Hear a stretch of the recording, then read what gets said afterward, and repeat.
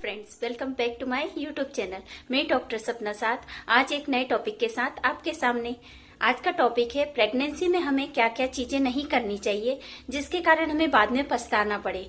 तो आज इन चीजों को मैं डिटेल में बताऊंगी कि हमें क्या क्या नहीं करना है। वीडियो को बिल्कुल भी स्किप ना करें, पूरा एंड तक देखें क्योंकि हर इन्फॉर्मेशन बहुत जरूरी है। इसमें से एक भी इन्फॉर्मेशन आप यदि मिस करते हैं तो आपका बहुत नुकसान हो जाएगा। ये एक ऐसा समय है जिसे हम जितना ज्यादा केयर करें उतने ज्यादा हम अच्छे रहेंगे और हमारा बेबी भी अच्छा रहेगा। इस टाइम पर कोई भी लापरवाही करना सही नहीं रहता है। पहले हमें डॉक्टर की सलाह के बिना कोई भी दवाई इंटेक नहीं करनी है। मतलब जो डॉक्टर प्रिस्क्राइब कर रहे हैं सिर्फ वही लेना है। इसके अलावा अपने मन से कोई भी दवाई नहीं खाना है।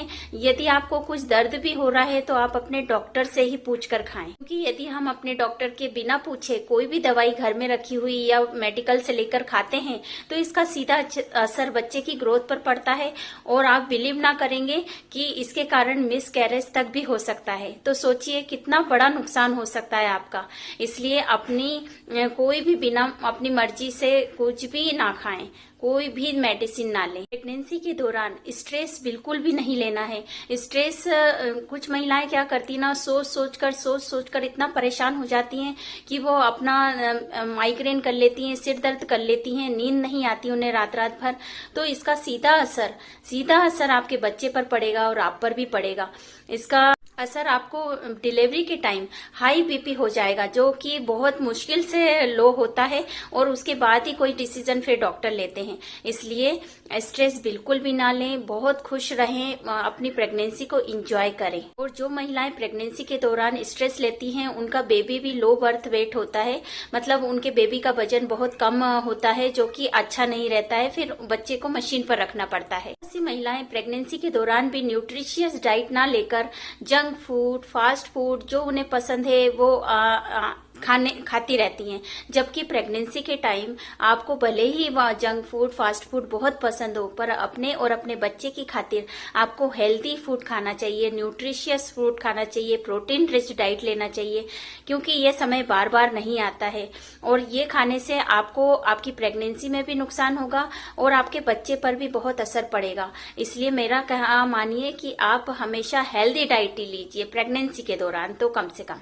कुछ महिलाएं ये फास्ट फूड और ये स्नैक्स वगैरह लेकर अपनी मील को स्किप कर देती हैं, जबकि प्रेगनेंसी के दौरान मील का टाइम बार बार खाना चाहिए। भले थोड़ा थोड़ा खाएं, हेल्दी फूड खाएं, बार बार मील लें।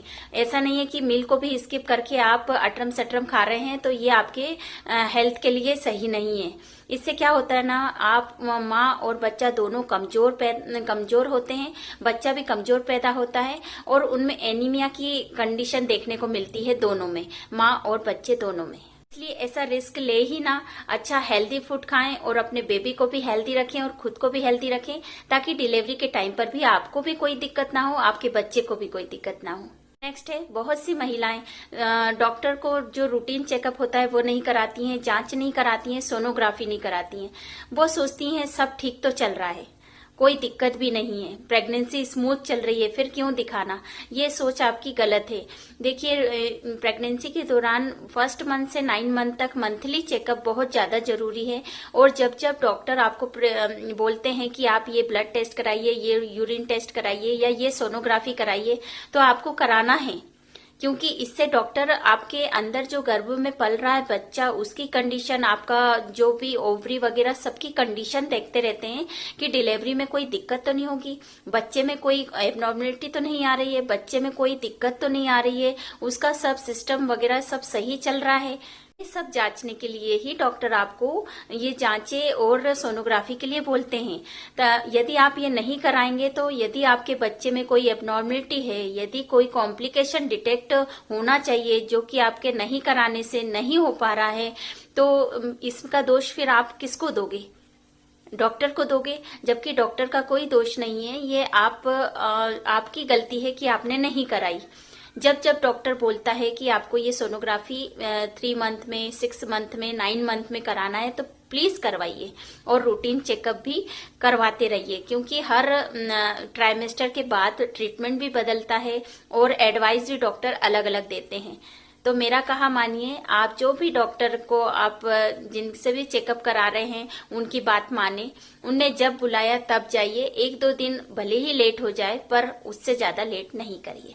महिलाएं प्रेगनेंसी के दौरान बहुत आलस करती हैं, अपने आप पर भी ध्यान नहीं देती हैं, अपनी हाइजीन पर ध्यान नहीं देती है, साफ सफाई पर ध्यान नहीं देती हैं, जबकि ऐसा नहीं करना चाहिए। प्रेगनेंसी के दौरान अपनी पर्सनल हाइजीन, साफ सफाई को मेंटेन रखना चाहिए, क्योंकि इससे क्या होता है ना कि आपको जो प्रेगनेंसी में जो आप बदलाव देख रही हैं वो तो आपके साथ रहेगा ही, वो तो आप फेस करेंगी, पर ये आपकी हाइजीन मेंटेन नहीं करने के कारण आपको यूटीआई हो सकता है, वेजाइनल इन्फेक्शन हो सकता है, ऐसे बहुत सी चीजें हो सकती हैं। तो इससे बचाव के लिए आप अपनी केयर करना ना भूलें, क्योंकि इन सब का सीधा सीधा असर आपकी प्रेगनेंसी पर पड़ेगा, आपके बच्चे पर पड़ेगा, आप पर पड़ेगा।